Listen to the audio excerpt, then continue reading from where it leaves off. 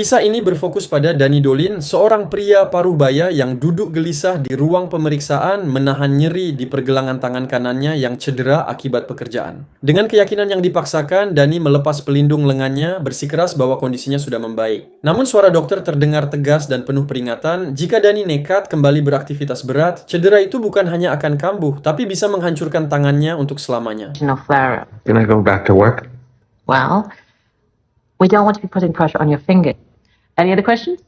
Danny dikenal hanya sebagai penjual roti di sebuah toko kecil di pusat kota. Namun ketenangan itu mendadak retak ketika seorang pemuda bernama Ivan muncul dan memohon pertolongannya. Dengan nada serius, Ivan berkata bahwa di dunia mereka, tak ada satupun yang tak mengenal nama Danny Dolinsky. Sadar penyamarannya berada di ujung tanduk, Danny tak memberi kesempatan pada siapapun untuk mendengar lebih jauh. Ia segera menarik Ivan ke dapur belakang, tempat rahasia dan bahaya mulai terkuak. We can't just close in the middle of the day. Well,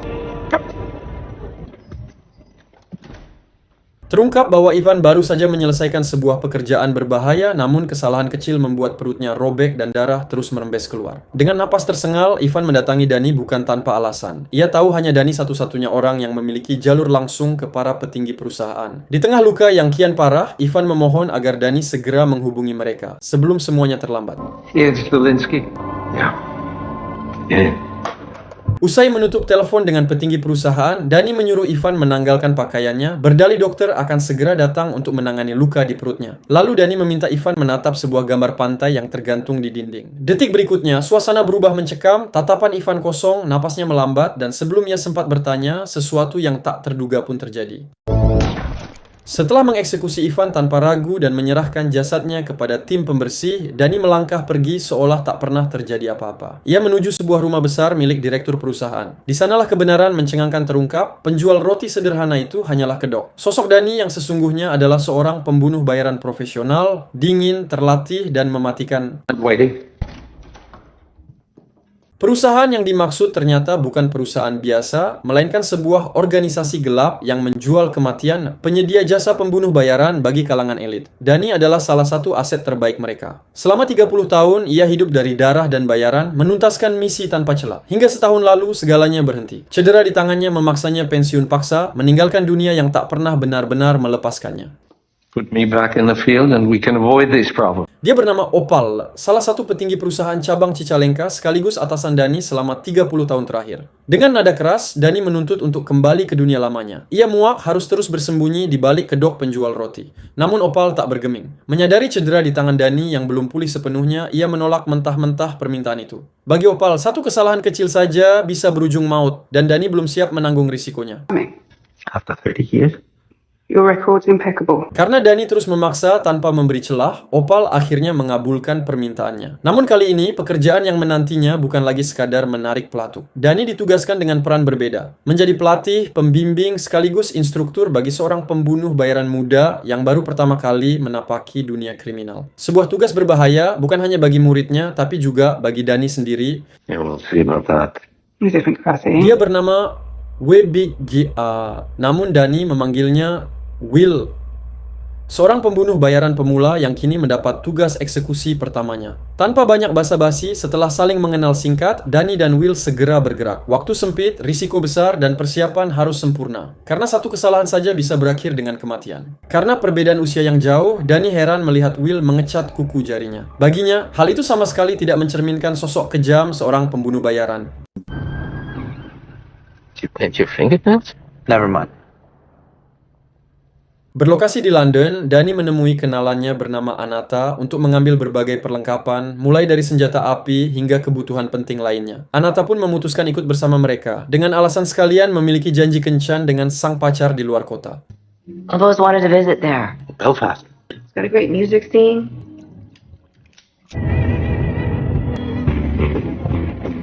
Setelah seluruh persiapan selesai, Danny dan tim menemui seorang penghubung yang bertugas mengungkap identitas target. Ia menunjukkan foto beserta lokasi eksekusi, lalu mulai membicarakan sosok Will yang dikenal sebagai pembunuh bayaran muda jenius. Menurutnya, itulah alasan utama Opal tertarik merekrut Will ke dalam perusahaan. What about him? Opal thinks he's some sort of hitman prodigy, like you used to be. What? Retard? Setibanya di lokasi eksekusi, sebuah lapangan golf yang tampak tenang, Danny menyuruh Will tetap menunggu di dalam mobil. Ia memilih menangani semuanya sendirian. Keputusan itu bukan tanpa alasan. Di balik sikap tenangnya, Danny menyimpan rasa iri. Ia tak bisa menerima kenyataan bahwa ada pembunuh lain yang mulai dianggap lebih unggul darinya.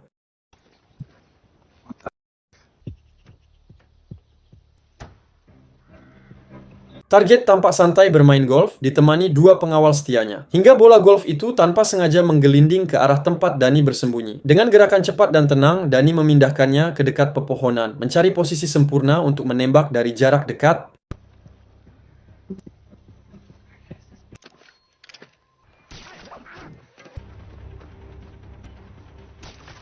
Dan benar saja, karena lengannya yang belum pulih, momen krusial itu terlewat. Target berhasil kabur, menghilang ke dalam hutan, dan kegagalan itu pun menjadi awal dari masalah yang jauh lebih besar. Target justru memanjat ke atas pohon, membuat Danny kehilangan sudut tembak yang ideal. Situasi makin genting ketika dua pengawal bergegas mengejar ke arah persembunyiannya. Terpojok dan kehabisan pilihan, Danny terpaksa bersembunyi. Hingga di saat genting itulah, tiba-tiba sesuatu yang tak terduga terjadi. Ya, dengan kupluk pink dan penampilan yang tampak tak meyakinkan, WB justru menuntaskan pekerjaan itu dengan cepat dan sangat akurat. Alih-alih pulang, Danny dan Will justru menerima tugas baru. Mereka diminta menemui Anton, pendidik perusahaan cabang London, bersama asistennya Simon. Anton dikenal sebagai legenda, 30 tahun hidup di dunia gelap ini, menangani pekerjaan yang tak bisa dilakukan siapapun. Dan kali ini, merekalah yang diminta menjalankan misi itu. Sebuah tugas yang berada di luar batas kemampuan orang biasa. Get out of here. Barbieri. That's a suicide mission. Danny sempat menolak misi tersebut setelah mengetahui bahwa target yang harus ia bunuh adalah salah satu petinggi perusahaan cabang Liverpool. Sosok penting yang dilindungi puluhan penjaga bersenjata selama 24 jam penuh. Keterkejutannya bertambah ketika ia menyadari bahwa target sebelumnya yang ia dan Will eksekusi ternyata adalah calon kuat pengganti direktur perusahaan jasa pembunuh ini. Situasinya pun menjadi jelas, ada permainan politik kotor di balik rangkaian misi tersebut dan Danny sama sekali tidak ingin terseret terlalu jauh ke dalamnya. So you're going via water. No one else me and no one else you. Setelah akhirnya menerima misi itu meski dengan berat hati, Danny dan Will mulai berdiskusi soal lokasi target. Ternyata target berada di sebuah pulau terpencil, sekitar 30 km dari daratan. Dengan kondisi tersebut, satu-satunya cara tercepat untuk mencapai lokasi hanyalah menggunakan perahu bot kecil.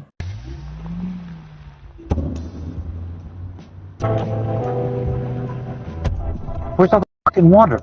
Setibanya di lokasi, Will dibuat terkejut ketika mendapati sungai yang harus mereka seberangi ternyata sedang surut. Artinya, rencana awal gagal total. Tanpa pilihan lain, mereka terpaksa berjalan kaki sejauh 30 km untuk mencapai lokasi target.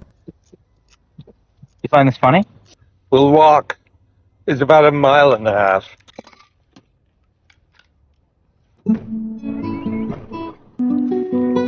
Setibanya di lokasi, Will langsung mengaktifkan alat khusus untuk melumpuhkan sistem alarm, membuat mereka berdua bisa masuk tanpa hambatan. Situasi berjalan sesuai rencana hingga tepat saat Danny bersiap melakukan eksekusi, keadaan mendadak berubah. Cucu sang target tiba-tiba muncul dan dengan polos meminta air minum, momen singkat yang cukup untuk mengguncang jalannya misi.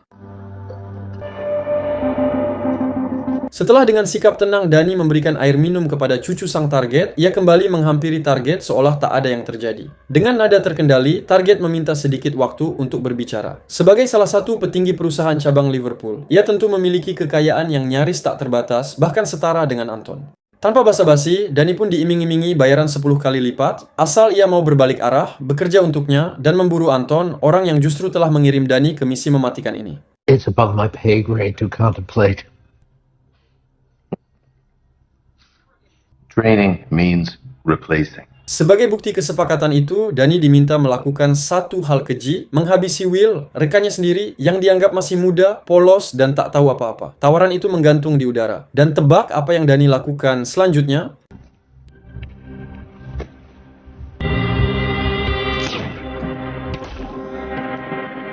Meski Danny tak pernah benar-benar menyukai Will sebagai partner, ia tetap memegang teguh satu prinsip yang tak bisa digoyahkan oleh uang, loyalitas. Baginya, bayaran sebesar apapun tidak pernah cukup untuk mengubahnya menjadi seorang pengkhianat. Setelah misi itu berakhir, Danny dan Will menemui Anton untuk melaporkan hasil pekerjaan mereka secara langsung. Anton terlihat puas, bahkan memuji kerja sama keduanya yang dinilai sangat solid, saling melengkapi, dan jauh lebih efektif dari yang ia bayangkan. Karena itulah, Anton berharap ke depannya Danny bisa terus bekerja berdampingan dengan Will dalam misi-misi berikutnya. Bertolak belakang dengan harapan Anton, Danny justru keberatan dengan cara kerja Will yang terlalu serampangan dan tanpa hati nurani. Ketegangan pun memuncak, hingga perdebatan mereka berakhir dengan sedikit adu fisik. It's not that complicated. Beruntung Anata bergerak cepat melerai perkelahian itu, lalu menyeret Danny keluar dari klub malam sebelum situasi makin kacau. Namun ketenangan tak bertahan lama. Tepat di luar, hal mengejutkan terjadi. 3 orang preman tiba-tiba muncul dan berniat mengganggu Anata. Tapi sebelum keadaan berubah menjadi lebih buruk, sesuatu yang tak terduga pun terjadi. Ternyata ketiga preman itu adalah utusan dari keluarga target pertama yang tewas di lapangan golf. Mereka datang bukan tanpa tujuan, hanya ingin mengetahui siapa dalang di balik pembunuhan tersebut, sekaligus menuntut balas atas kematian anggota keluarga mereka.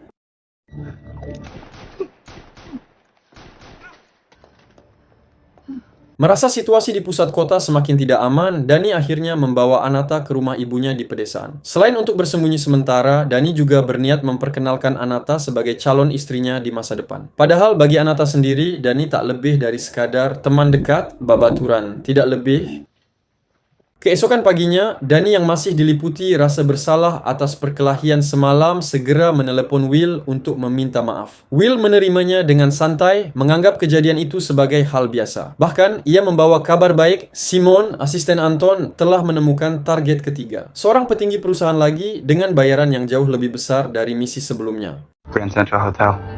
Come again? Simone found him apparently. Tanpa banyak pertimbangan, Danny langsung meluncur ke pusat kota untuk menemui Will dan menjalankan misi tersebut. Target berada di sebuah hotel mewah bintang 7. Kali ini, Will meminta gilirannya. Ia ingin naik sendirian untuk mengeksekusi target. Sementara Danny memilih tetap menunggu di dalam mobil hingga laporan misi dinyatakan selesai. Copy that. Bermodalkan informasi dari Simon tentang nomor kamar target, Will melangkah masuk tanpa ragu dan tanpa basa-basi. Dan misi itu pun segera dimulai.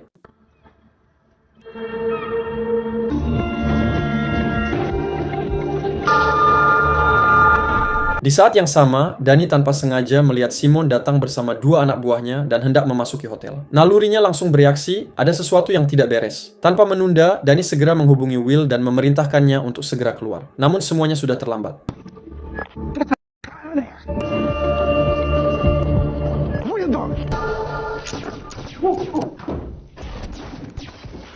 Ya, Simon tidak langsung membunuh Will. Ia sengaja membiarkannya hidup. Masih berguna sebagai umpan untuk memancing Danny keluar dari persembunyian. Di saat yang sama, Simon juga telah mengirim beberapa pembunuh ke kediaman Opal. Dan inilah awal dari kekacauan yang tak bisa dihentikan. Kembali ke Danny, ia segera mengganti kostum dan kabur dari hotel sebelum situasi memburuk. Tanpa membuang waktu, Danny langsung menemui Anton untuk menuntut penjelasan. Apa yang sebenarnya terjadi dan mengapa Simon, asistennya sendiri, tiba-tiba berkhianat?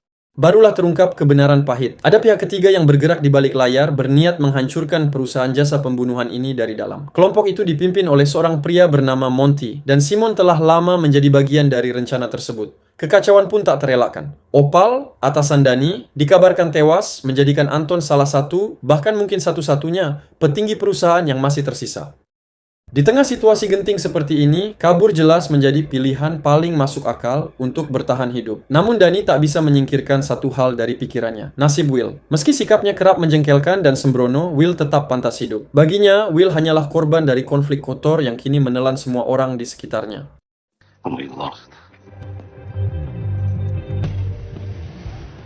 Dengan cepat, Danny pulang ke rumah untuk mengevakuasi ibu dan Anata. Namun sesampainya di sana, firasat buruk itu menjadi nyata, bahaya sudah lebih dulu menunggu. Ya, Simon ternyata sudah lebih dulu tiba dan langsung menembaki mereka. Danny maju perlahan sambil membalas tembakan dengan penuh fokus, hingga akhirnya situasi berbalik.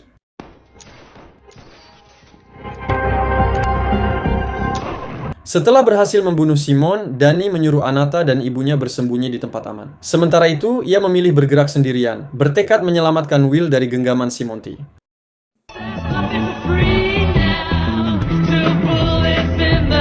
Langkah pertama yang Danny ambil adalah mendatangi salah satu usaha milik Monty, sebuah bar di pusat kota. Ia datang membawa kompor rakitan yang diisi bensin dari mobilnya. Dengan ancaman nyata di depan mata, Danny memaksa bartender memberitahu keberadaan Monty. Namun saat bartender itu menolak, Danny pun mengambil tindakan ekstrim yang tak bisa ditarik kembali.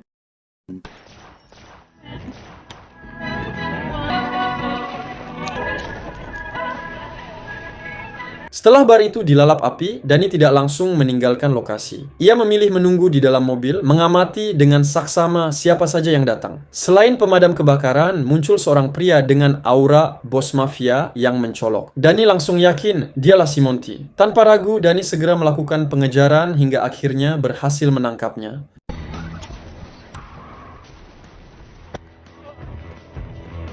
Setelah berhasil menangkap Monty, Danny segera menuju lokasi tempat Will disekap. Namun ia terlambat selangkah. Salah satu anak buah Monty lebih dulu bertindak, mengeluarkan pisau dan menusuk perut Will hingga ia terkapar bersimbah darah.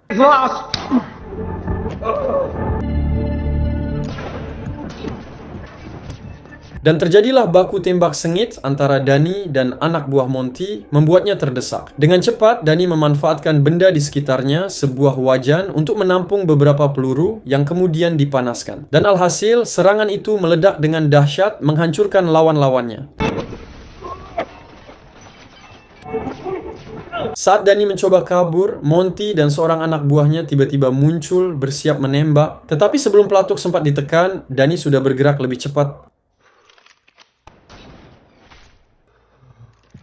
Ya, untuk kedua kalinya nyawa Danny diselamatkan oleh Will, sang pembunuh jenius. Saat Will terbaring kritis, Danny masih sempat menyombongkan diri tentang kredibilitasnya sebagai legenda, pembunuh terbaik dari yang terbaik. Namun di balik semua kesombongan itu, kenyataannya Danny tetaplah orang baik dan tulus meski profesinya keras dan penuh darah.